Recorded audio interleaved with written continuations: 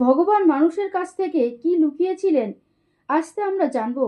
ভগবান যখন মানুষ সৃষ্টি করেছিলেন তখন সব কিছুই দিয়েছিলেন, কিন্তু একটি জিনিস কেবলমাত্র পায়ের নিচে লুকিয়ে রেখেছিলেন। কিন্তু কেন? আর পায়ের থেকে নিচে ভগবান কি লুকিয়েছিলেন তা আজ আমরা জানবো। সৃষ্টির শুরুতে যখন ভগবান মানুষকে সৃষ্টি করলো তখন তিনি মানুষকে সব কিছুই দিয়েছিলেন, যেমন সৌন্দর্য, শক্তি, বুদ্ধি, ছলনা, কপট এবং ভালোবাসা। কিন্তু একটি জিনিস ছিল না, যা তার হাতের মধ্যে থেকে যেন পায়ের নিচে পড়ে গিয়েছিল।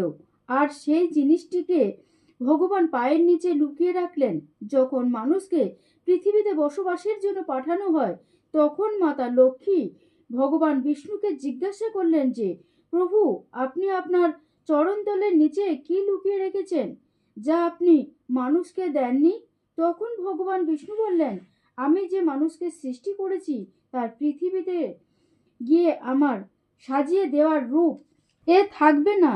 ধন সম্পদ আর ঈর্ষার কারণে তারা নিজেরা নিজেদের লোককেই রক্ত পিপাসু হয়ে উঠবে।